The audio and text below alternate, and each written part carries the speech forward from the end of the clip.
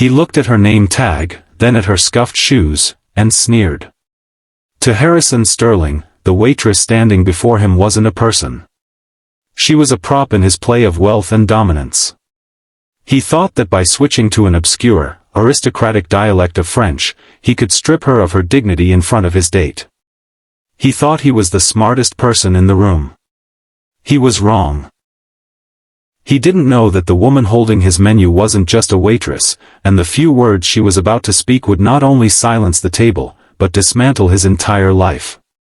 This is the story of how arrogance met its match. The air inside Loranie, Manhattan's most ostentatious French bistro, smelled of truffle oil, expensive perfume, and old money. For Sarah Bennett, however, it mostly smelled of exhaustion. Sarah adjusted the waistband of her black slacks, which were a size too big and held up by a safety pin hidden beneath her crisp white apron. It was 8:15 p.m. on a Friday. The dinner rush was hitting its peak. A cacophony of clinking crystal and the low, dull roar of conversations that cost more per minute than Sarah made in a week. Table 4 needs water. Table 7 wants to send the sea bass back because it looks sad. Move, Bennett. Move. The hiss came from Charles Henderson, the floor manager. Henderson was a man who believed that sweating was a sign of incompetence. He was currently hovering near the host stand, wiping an imaginary smudge off a leather-bound menu. On it, Charles, Sarah said, keeping her head down. She grabbed a carafe of iced water, ignoring the sharp stabbing pain in her left arch. She had been on her feet for 9 hours. Her shoes, generic non-slips bought from a discount store in Queens, were disintegrating. Sarah Bennett was 26 years old. To the patrons of Loranie, she was a silhouette in black and white. She was the hand that refilled the wine, the voice that recited the specials, and the object that absorbed their complaints. They didn't see the dark circles she carefully concealed with drugstore concealer. They certainly didn't know that 3 years ago Sarah had been a doctoral candidate in comparative linguistics at the Seine in Paris. One of the brightest minds in her cohort before the phone call came. The accident, her father's stroke, the medical bills that swallowed their savings like a sinkhole. She had left Paris overnight. She traded the library for the tray, the lecture hall for the noisy dining room. She did what she had to do to keep her father in the care facility upstate. Sarah Henderson snapped again. VIPs walking in table 1. Best view. Don't mess this up. Sarah looked toward the heavy oak doors. The host, a trembling teenager named Kevin, was bowing quietly as a couple entered. The man walked in first, which told Sarah everything she needed to know. He was tall, wearing a navy bespoke suit that fit him a little too tightly across the shoulders, as if to emphasize his gym routine. He had the kind of face that was handsome in a magazine, but cruel in motion, sharp jaw eyes that scanned the room to see who was watching him. This was Harrison Sterling. Sarah recognized the name from the credit card receipts. Harrison was a hedge fund manager who had made headlines recently, not for his returns, but for his aggressive, hostile takeovers. He was new money, trying desperately to look like old money. Trailing behind him was a woman who looked like she wanted to be anywhere else.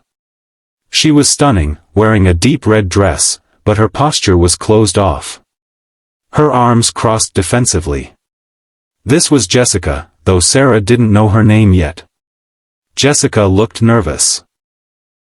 "Right this way, Monsieur Sterling," Kevin squeaked. Harrison didn't acknowledge the boy. He strode to table 1, the prime spot by the floor-to-ceiling window overlooking the city lights. He sat down, spreading his legs wide, claiming the space. Sarah took a deep breath. She smoothed her apron. "Just get through the shift," she told herself. "Rent is due Tuesday. Dad needs his physical therapy." She walked over to the table, her face composed into the mask of pleasant servitude she wore like armor. "Good evening," Sarah said, her voice soft and professional. "Welcome to Loranie. My name is Sarah and I'll be taking care of you tonight." Harrison didn't look up. He was busy inspecting the silverware, turning a fork over in the light to check for spots. "Sparkling water," Harrison said to the fork. "And bring the wine list, the reserve list, not the one you give the tourists." "Of course, sir," Sarah said. She glanced at the woman. "And for you, miss." Jessica offered a small apologetic smile. "Just still water, please." "Thank you." Harrison finally looked up. His eyes landed on Sarah. He didn't look at her face. He looked at her cheap shoes, then up to her hands, which were red from handling hot plates. A sneer curled his lip. He had identified her status in the hierarchy of his world zero. "Wait," Harrison said, just as Sarah turned to leave. "Yes, sir." "Make sure the glass is actually clean this time," he said loud enough for the neighboring table to hear. "Last time I was here, the stemware was foggy. It's hard to get good help these days, isn't it?" Sarah felt a flush of heat rise up her neck, but she forced her expression to remain blank. "I will personally inspect the glasses, sir." "You do that?" He dismissed her with a wave of his hand like swatting a fly. As she walked away, she heard him laugh, a dry barking sound. He leaned in toward Jessica. "You have to be firm with them, Jess. Otherwise, they walk all over you. It's a power dynamic.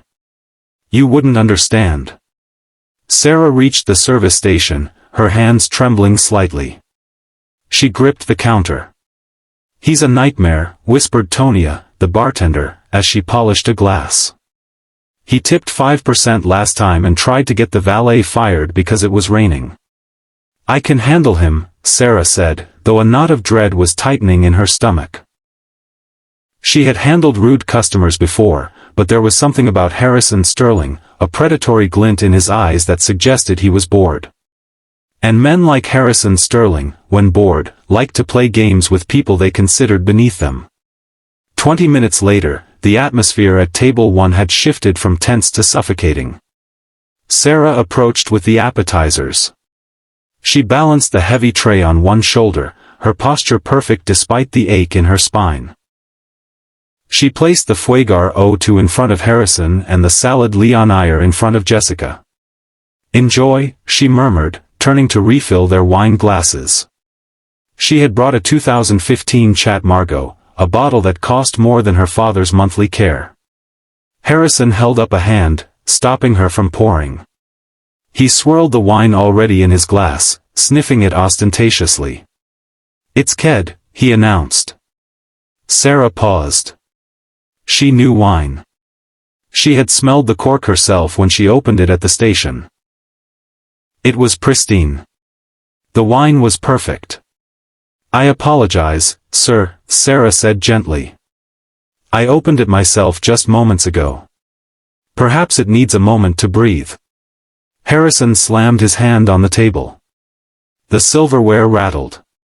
The restaurant went quiet for a heartbeat. Jessica flinched. "Are you arguing with me?" Harrison asked, his voice raising an octave. "I said, it's Ked. Do you know who I am? Do you know how much wine I buy? I don't need a waitress with what is that a queen's accent telling me about Bordeaux." He wasn't just complaining. He was performing. He was trying to assert dominance in front of Jessica, trying to look like a connoisseur by belittling the staff. "I will fetch the sommelier immediately, sir," Sarah said, her voice tight. "No." Harrison smiled, a cruel, thin expression. "Don't bother the sommelier. He's busy with important tables. You can take this back and bring me the menu again. I've lost my appetite for the foie gras. It looks rubbery." Sarah took the plate. She took the wine. She walked back to the kitchen, her face burning. Clear's throat. In the kitchen, the chef, a large man named Henry, who actually was French, dipped a spoon into the returned sauce. "Rubbery. This man is an imbecile. The texture is perfect. He's putting on a show," Sarah said, leaning against the stainless steel counter. He wants a reaction. Don't give him one, Henry warned. Henderson is watching.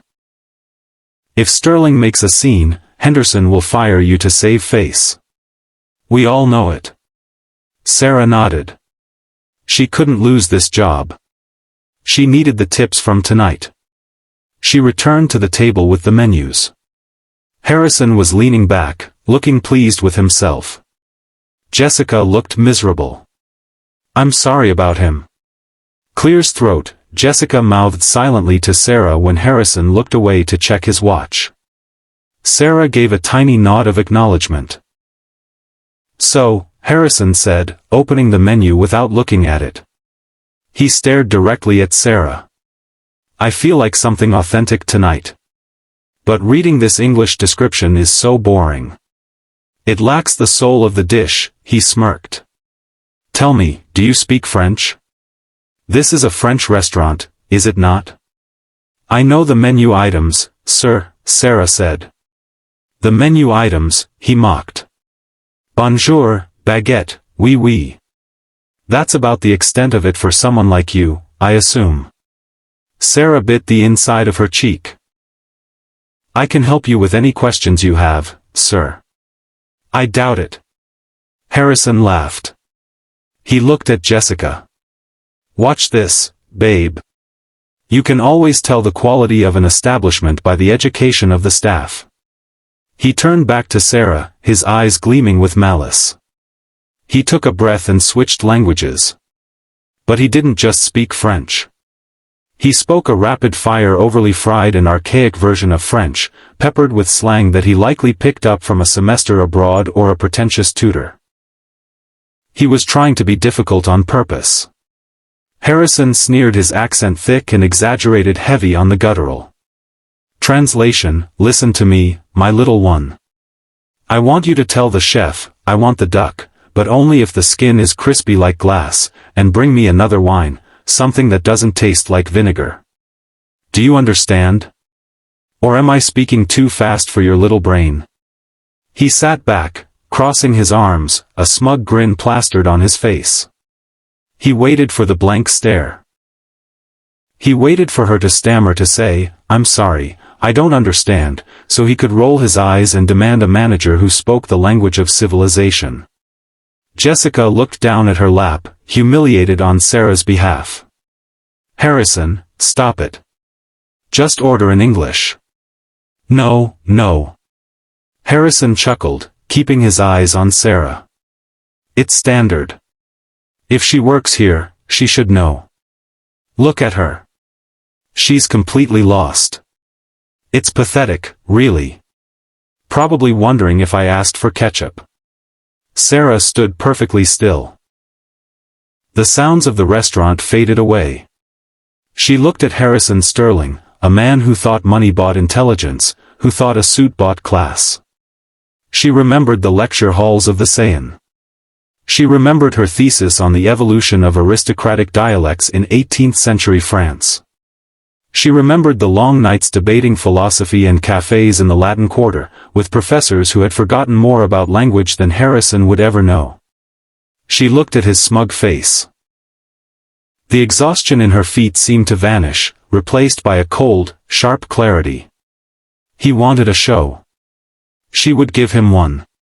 She didn't reach for her notepad. She didn't call for Henderson. She simply clasped her hands in front of her apron, tilted her head slightly, and locked eyes with him. The silence at the table stretched for 3 seconds. Harrison's smile began to falter just slightly. He expected confusion. Clear's throat, he didn't expect the icy calm that settled over the waitress's face. Then Sarah opened her mouth. Sarah did not blink. She did not stammer. She adjusted her posture, shifting her weight so that she stood tall, looming slightly over the seated billionaire. When she spoke, the tone of her voice changed completely. Gone was the flat, subservient monotone of the American waitress. In its place was the rich, resonant timbre of a woman who had spent 5 years defending dissertations in the hallowed halls of the Sorbonne. She answered him in French. But it wasn't just French. It was an exquisite fluid high Parisian dialect enunciated with a precision that made Harrison's attempt sound like a toddler banging on a piano. Sure. She began, her voice carrying smoothly over the low hum of the dining room. General translation. Sir, if you wish to use the imperfect subjunctive to impress me, I suggest you review your conjugations. Your request for the duck is noted, although comparing its skin to glass is a somewhat clumsy metaphor, generally reserved for bad 19th century poetry. Harrison froze. The fork he was holding hovered halfway to his mouth. His mouth hung slightly open. He understood perhaps half of what she said, but the tone, the undeniable crushing weight of intellectual superiority was universal. Sarah wasn't finished. She turned her gaze to the wine glass he had rejected, her expression shifting to one of polite academic pity. Quantova, she continued, slowing down slightly as if speaking to a slow child. Sampler translation. As for the wine, it is not vinegar. It is a 2015 Chat Margaux. The acidity you detect is the signature of young tannins which require an educated palate to be appreciated. If that is too complex for you, I would be delighted to bring you a sweet Merlot, something more simple, to match your tastes. The silence that followed was absolute. It was heavy physical silence. At the next table, a silver-haired gentleman lowered his newspaper. The bus boy froze with a pitcher of water. Even Henderson, the manager, stopped polishing his menus 20 feet away, sensing a disturbance in the force field of the dining room. Harrison Sterling's face turned a violent shade of crimson. He looked as though he had been slapped. His brain scrambled to process the reversal. The script had been flipped. He was the master. She was the servant. But in the span of 30 seconds, using the very weapon he had tried to bludgeon her with language, she had stripped him naked. He opened his mouth to retort, to shout, to fire her. But he couldn't find the French words, and switching back to English now would be an admission of defeat. He had started this game. He couldn't suddenly flip the board just because he was losing. Then a sound broke the tension. A short, sharp giggle. It came from Jessica. She clamped a hand over her mouth immediately, her eyes widening in horror at her own reaction. But the damage was done. She looked at Harrison, then at Sarah, and for the first time all night, her eyes were alive. She wasn't looking at a waitress anymore. She was looking at a hero. Harrison sputtered. You.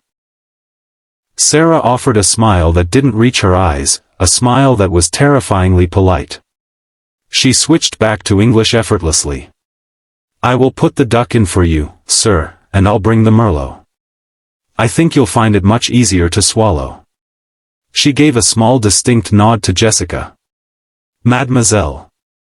With a pivot that was as sharp as a military turn, Sarah walked away from the table. She didn't hurry.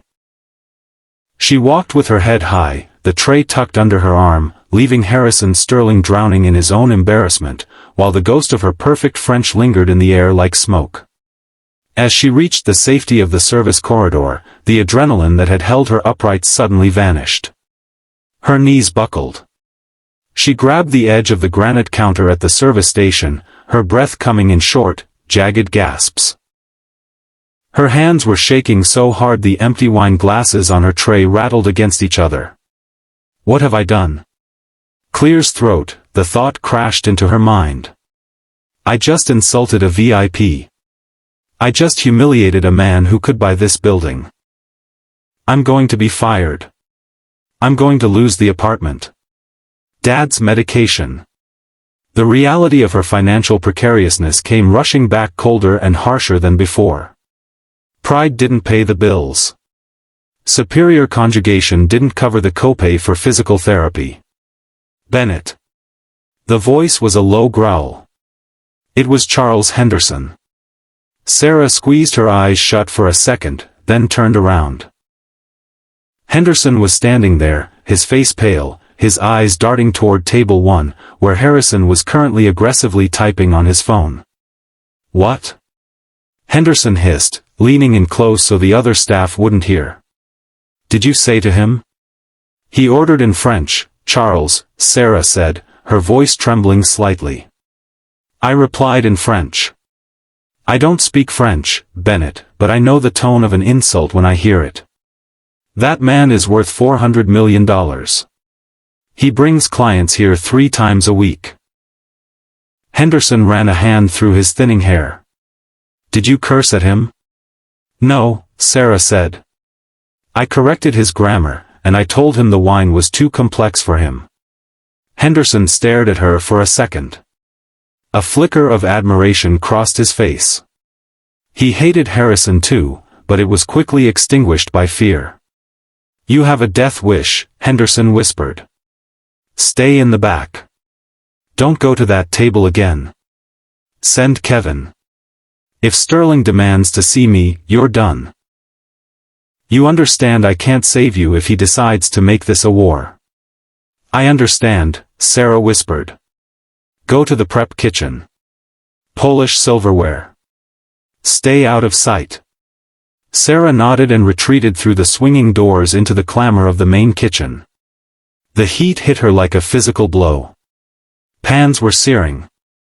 Chefs were shouting orders. Steam rose in thick clouds. It was chaos, but it was honest chaos. She found a corner near the dish pit, grabbed a basket of forks and a polishing cloth. As she scrubbed the water spots off the metal, her mind drifted back 3 years to a life that felt like it belonged to a different person entirely. To understand why, Sarah Bennett, a genius linguist, was polishing forks in a basement in Manhattan, one had to understand the fall.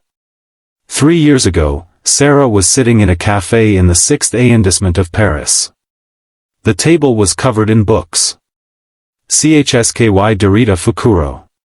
She was 23 on a full scholarship. The darling of the linguistics department. She had a future that shimmered like gold. There were talks of a tenure-track position in Geneva or perhaps a research grant in Tokyo. She spoke 4 languages fluently and could read 3 dead ones. She was happy. She was safe. Then the phone rang. It was her neighbor from back home in Ohio, Mrs. Gable. "Sarah, honey, it's your dad. You need to come home. It's bad." Her father, Thomas Bennett, was a carpenter. A strong, quiet man who had raised Sarah alone after her mother died when she was 6. He had worked double shifts sanding floors and building cabinets to pay for her undergraduate degree. He had never understood her obsession with languages. He was a man of few words himself, but he had looked at her with such fierce, beaming pride when she got into the Sorbonne. "My girl," he'd tell his drinking buddies at the local bar, "is going to be a doctor. Not the kind that gives shots, the kind that knows things." The stroke had been massive. It happened on a job site. He had fallen from a ladder. When Sarah arrived at the hospital in Ohio, still carrying her suitcase with the Paris luggage tag, the doctor had been blunt. Thomas survived, but the damage was extensive. He was paralyzed on his right side. He had aphasia, the cruelest irony. The man who had worked so his daughter could master language had lost his own ability to speak. And then came the bills. Thomas had let his insurance lapse to help pay for Sarah's flight to France the previous year. The latter fall was deemed negligent by the company he was contracting for. They denied liability. The American healthcare system did not care about Sarah's PhD. It did not care about her potential. It cared about the $40,000 needed for the initial surgery, the $3,000 a month for the rehabilitation facility, the cost of medications. Sarah made the choice in a heartbeat. There was no other option. She couldn't leave him in a state facility where the nurses were overworked and the sheets were thin. He was her dad. She withdrew from the Sorbonne. Clear's throat, she sold her books. She moved him to a specialized facility in upstate New York where the care was good, but the price was astronomical. She moved to the city to find work. Academia didn't pay fast money. Waiting tables at high-end restaurants did. If you hustled, if you worked the double shifts, if you tolerated the abuse of the rich, you could clear $6,000 a month. Every cent went to the dad fund. She lived in a closet-sized apartment in Queens with 2 roommates. She ate ramen. She walked to save subway fare. She stopped reading because it hurt too much to remember what she had lost. And tonight Harrison Sterling had looked at her and seen a zero. He had seen a peasant. Sarah scrubbed a fork so hard her knuckle turned white. The anger was a cold stone in her chest. It wasn't just about the insult. It was about the injustice. Harrison Sterling had likely never worked a physical day in his life. He moved money around on a screen. He destroyed companies for sport. And he had the audacity to judge her. Sarah, a soft voice broke her reverie. It was Kevin, the teenage bus boy. He looked terrified. "What is it, Kevin?" Sarah asked, not looking up. "Table 1?" Kevin squeaked. "The guy, Mr. Sterling. He's asking for the manager. And he's asking for you. He says you stole his credit card." Sarah dropped the fork. It clattered loudly onto the stainless steel table. "He what?" "He's shouting," Kevin said, his eyes wide. "He says he left his black card on the table when he went to the restroom and now it's gone. He says you're the only one who was near the table. He's calling the police." Sarah. Sarah felt the blood drain from her face. It was a lie. A vicious, petty, calculated lie. Harrison knew he couldn't get her fired for correcting his French that would make him look weak. But theft was a career ender. Theft was a criminal record. Theft would mean losing her job, and if she lost her job, her father would be evicted from the care home within 30 days. Harrison wasn't just trying to humiliate her anymore. He was trying to destroy her.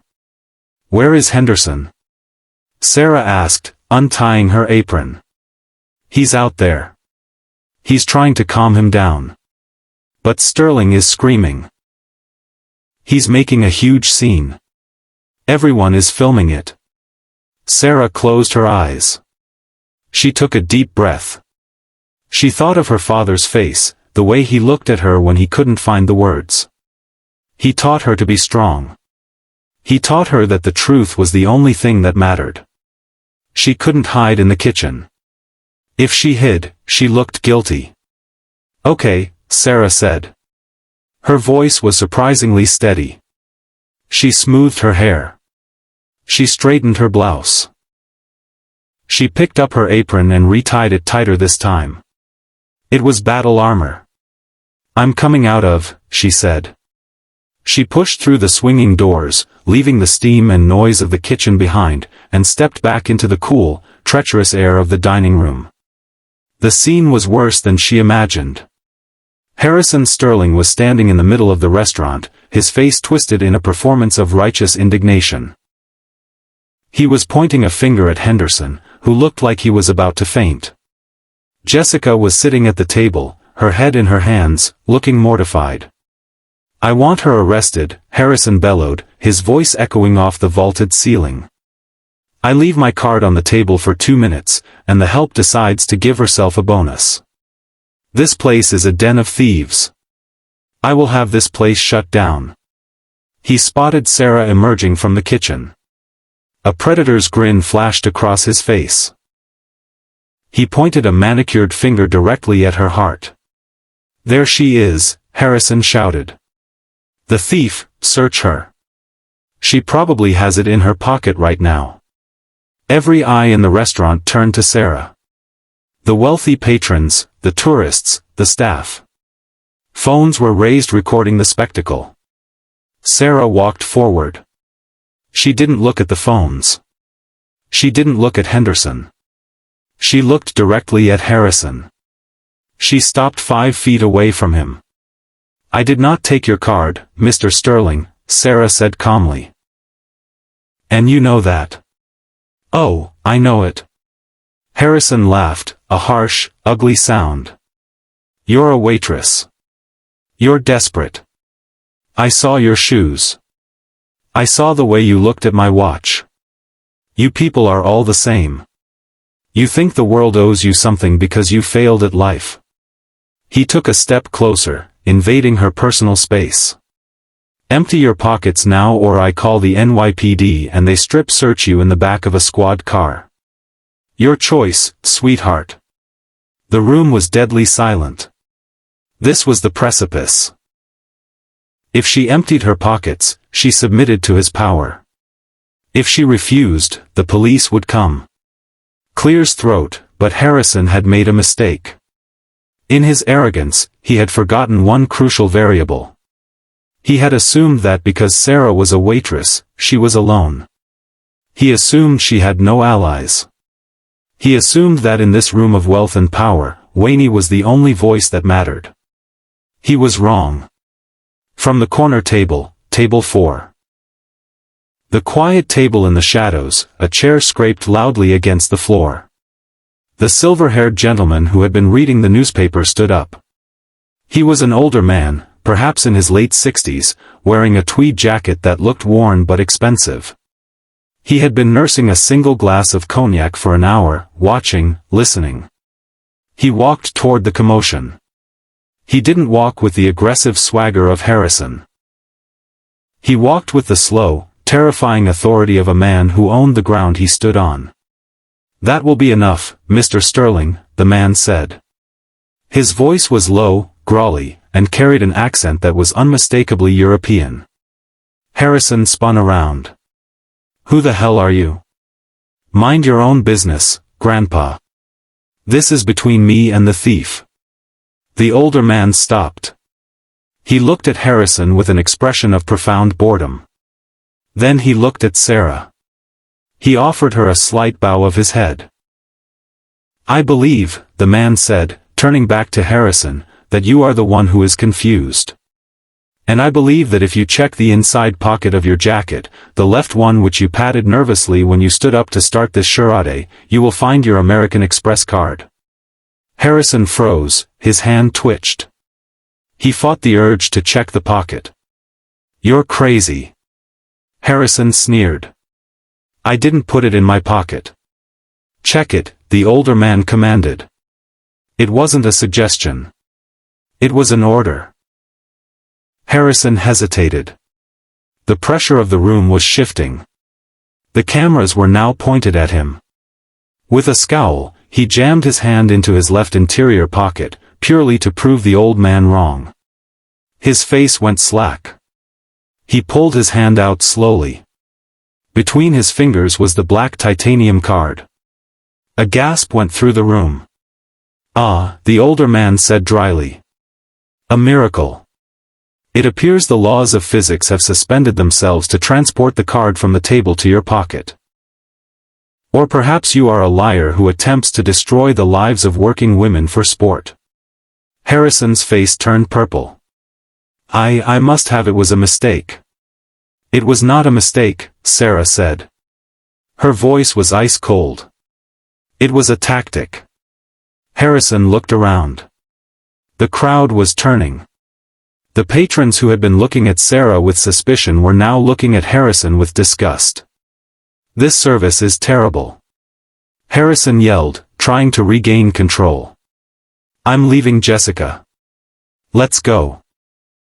He turned to grab Jessica's arm. Jessica stood up. She picked up her clutch. She looked at Harrison. Then she looked at Sarah. "No," Jessica said. Harrison stopped. "What?" "I said, no," Jessica said, her voice shaking but getting stronger. "I'm not going anywhere with you. You're a monster, Harrison. A small, insecure, pathetic monster." She turned to Sarah. "I'm so sorry for everything. Jessica, get in the car." Harrison snarled, his mask completely slipping now. He looked dangerous. She is not going with you, the older gentleman said, stepping between Harrison and Jessica. You want to fight me, old man? Harrison stepped forward, his fists clenched. The older man smiled. It was a wolf's smile. I do not fight, the man said. I eviscerate. Tell me, Mr. Sterling, you work for Sterling Capital, do you not? Yeah, I'm the CEO. What's it to you? I am Lucien Valmont, the man said softly. The color didn't just drain from Harrison's face, it vanished. He looked as if he had seen a ghost. Valmont, Harrison whispered. As in Valmont International, the same, the man said, we are the majority shareholder in the bank that underwrites your hedge fund's leverage. In fact, I believe we hold about 60% of your debt. Harrison began to tremble. Valmont International was a legendary European conglomerate. They were the whales that ate sharks like Harrison for breakfast. Lucia, Mr. Valmont. Harrison stammered, his posture collapsing. I didn't know. It's an honor. I be quiet, Lucien said. He pulled a phone from his pocket. I am going to make a call to my board in Zurich. I think it is time we called in your loans. All of them, clear's throat, tonight. No. Harrison gasped. No, please. That would bankrupt me. Corrupt. You can't do that over a dinner dispute. I can do it because I do not like your character, Lucien said calmly. And I do not trust my money with men who lack character. Lucien turned to Sarah. Mademoiselle, Lucien said, I apologize for the disturbance. And might I add, your analysis of the Shadow Marco was impeccable. It is indeed the 2015 vintage that requires patience. He turned back to Harrison. Get out before I decide to buy your building and evict you from your own home. Harrison looked around. He was alone, defeated, publicly castrated by a man with real power. He didn't say a word. He turned and fled the restaurant, the heavy oak doors slamming behind him. The dining room erupted into applause, but Sarah didn't hear the applause. She was looking at Lucien Valmer. The name rang a bell, not from finance, but from her, clear's throat, past. Valmont. Valmont. Suddenly, the memory clicked. The Valmont Foundation, the biggest grantor of linguistic grants in Europe. Lucien looked at her, his eyes twinkling. You are Sarah Bennett, are you not? The one who wrote the thesis on semantic drifts in post-revolutionary France. Sarah's mouth fell open. You read my thesis. Read it. Lucien smiled. My dear, I was on the committee that was going to award you the Geneva Fellowship before you vanished. I have been looking for you for 3 years. The applause in Lorny eventually faded, replaced by a buzzing electric murmur. The energy in the room had shifted tectonically. 5 minutes ago, Sarah Bennett was a clumsy waitress accused of theft. Now she was the protagonist of a real-life drama that the patrons would be recounting at cocktail parties for weeks. But Sarah couldn't feel the triumph. She felt elated. The adrenaline dump was leaving her, trembling her hands, clasping her apron as if it were the only thing holding her upright. Charles Henderson, the manager, who had been ready to throw her to the wolves moments ago, suddenly materialized at her elbow. His face was a mask of frantic sweating obsequiousness. Sarah. My God, Sarah. Henderson whispered, his voice pitching high with nerves. That was incredible. I had no idea you knew Mr. Valmont. Why didn't you tell me? We could have. I would have treated this whole situation differently. Sarah slowly turned her head to look at him. She saw him for what he was, a weather vane spinning whichever way the wind of power blew. You were going to fire me, Charles, she said softly. You were going to let the police take me. No. I was just de-escalating. Henderson stammered, wiping his forehead with a silk handkerchief. It was protocol. But look, take the rest of the night off. Paid. Actually, take the week off. Paid. We value you so much here, Sarah. Go away, Mr. Henderson. A deep voice cut in. Lucien Val had not sat back down.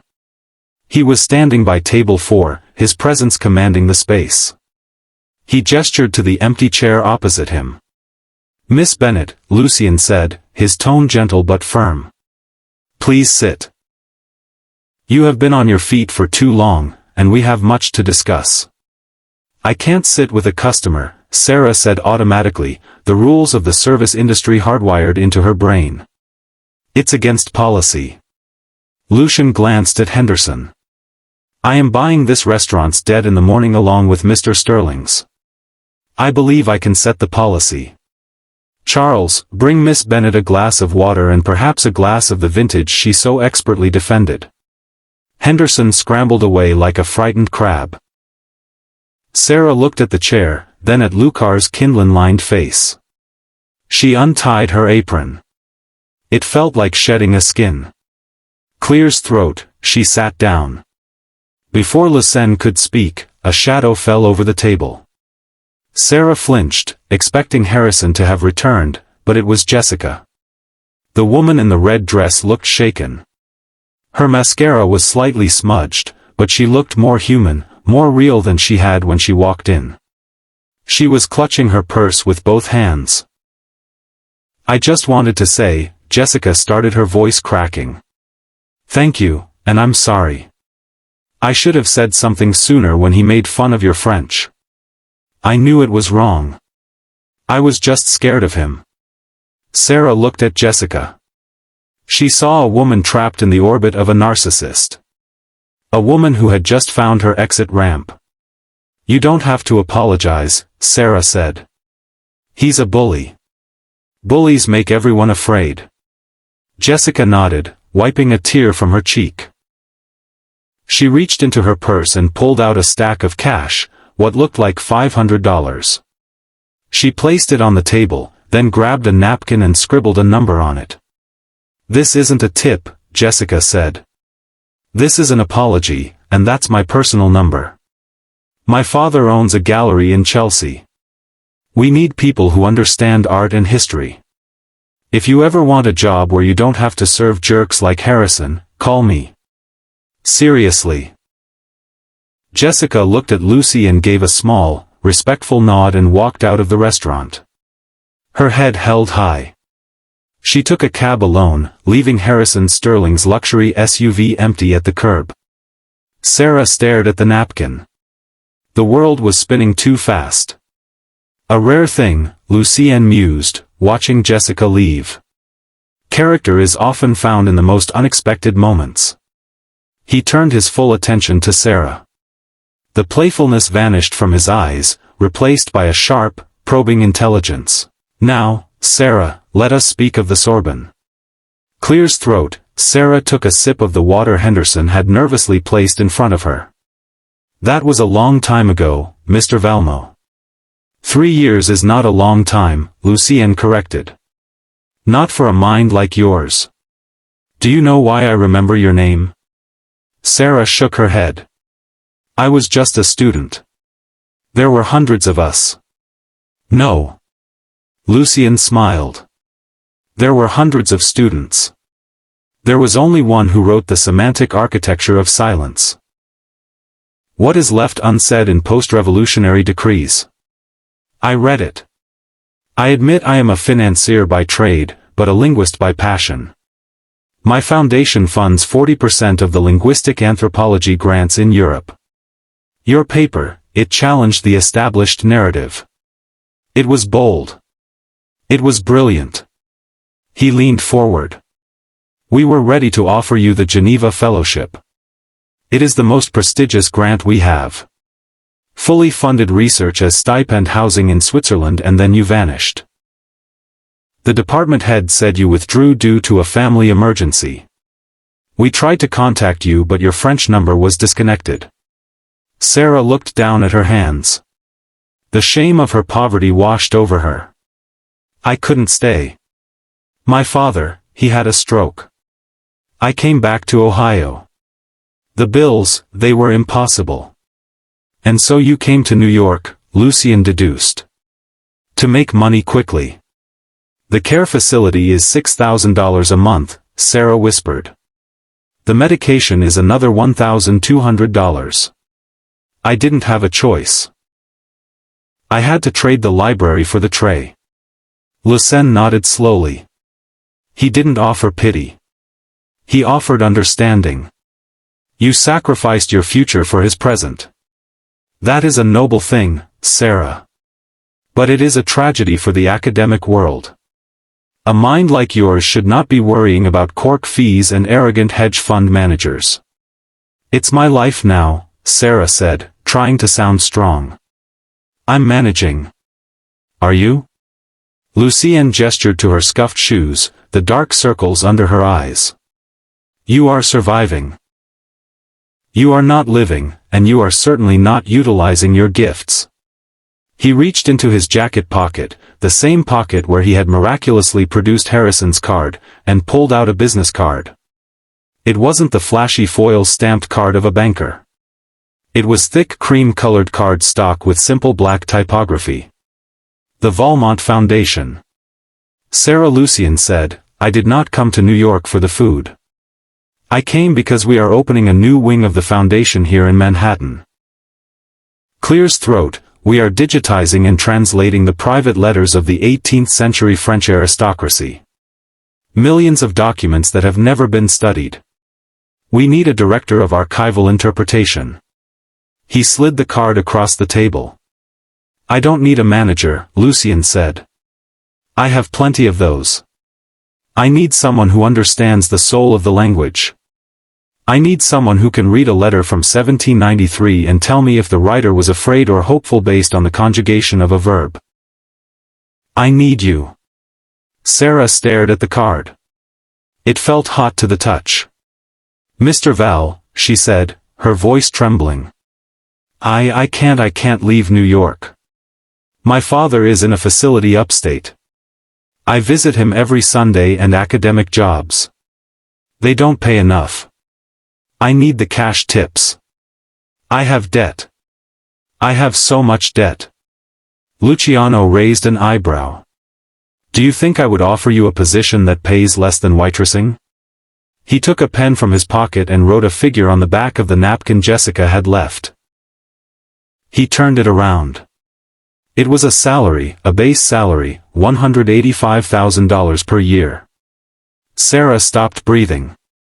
That was 3 times what she made here, even on good nights. Plus benefits, Lucien added casually.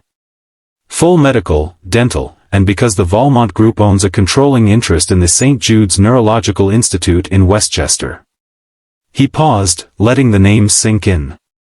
Sarah gasped. St. Jude's was the best facility in the country. It was the place the doctors said could actually help her father regain his speech, but they didn't take Medicaid, and the waiting list was 5 years long. I can have your father transferred there by Monday, Lucien said. Covered entirely by the company insurance plan. He will get the best physical and speech therapy in the world. And since the institute is only 40 minutes from the city, you can visit him on Tuesday evenings as well as Sundays. Tears welled up in Sarah's eyes. They spilled over, tracking through the cheap concealer. This wasn't just a job offer. This was a lifeline. Clear's throat, this was the end of the drowning. Why? She choked out. Why would you do this for me? Lucien leaned back, his expression serious. Because tonight you stood up to a man who thought his money made him a god. Lucien said, you used your mind as a sword. You reminded me that dignity cannot be bought. I invest in people, Sarah, and I am betting on you. He stood up. Report to the address on that card Monday morning at 9:00 a.m. We're comfortable with shoes. We have a lot of reading to do. 6 months later, the library of the Valmont Foundation in Manhattan was a sanctuary of silence and light. Dust motes danced in the sunbeams that filtered through the high windows, illuminating rows of ancient leather-bound manuscripts. Sarah Bennett sat at a large mahogany desk wearing a blazer that fit perfectly and shoes that didn't hurt. She was examining a faded letter from 1794 using a magnifying glass to decipher the looping frantic script of a French contest awaiting trial. Director Bennett. Sarah looked up. It was her assistant, a bright young grad student from Columbia named David. Yes, David. We have the translation for the DeMercy letters ready for your review. And there's a visitor for you in the lobby. He says he knows you. Sarah frowned. Did he give a name? No, but he's in a wheelchair. He's with a nurse. Sarah's heart leapt. She stood up, abandoning the 18th century for the present, and walked quickly out of the office down the hallway and into the glass-walled lobby. There, sitting in a sleek motorized wheelchair, was Thomas Bennett. He looked different. The gray pallor of the state facility was gone, replaced by a healthy flush. He was wearing a clean flannel shirt. Beside him stood a nurse from St. Jude's. "Dad," Sarah said, slowing down as she approached him. "Is everything okay? Is it an emergency?" Thomas looked at her. Clear's throat, his eyes, once clouded with confusion and frustration, were clear. He lifted his left hand, his good hand, and reached out to her. He took a deep breath. His mouth worked the muscles straining with effort. He had been doing intensive speech therapy for 5 months.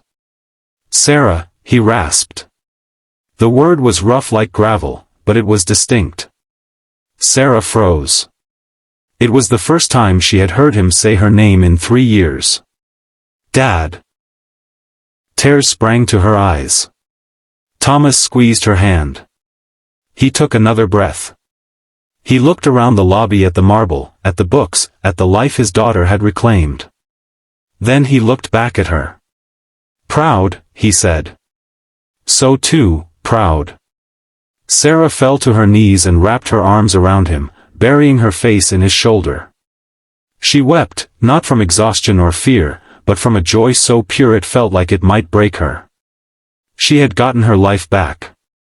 She had gotten her father back. And somewhere in the city, Harrison Sterling was likely shouting at a waiter or checking his stock portfolio as it plummeted forever, chasing a sense of worth he would never find. He had his millions perhaps, but Sarah had the words. And as she had proven that night at Lawn Erie, words were the only things that truly lasted. And that is how a waitress with a PhD took down a billionaire without raising her voice. It's a reminder that true class isn't about what you wear or what you order. It's about how you treat people. Harrison Sterling learned the hard way that you should never judge a book by its cover, especially when that book can read you in 3 different languages. Sarah didn't just win an argument. She reclaimed her destiny. If you enjoyed this story of justice served cold with a side of perfect French, please hit the like button. It really helps the channel. Share this video with someone who needs a reminder that knowledge is power. And don't forget to subscribe and ring the bell so you never miss a story. What would you have done in Sarah's shoes? Let me know in the comments below.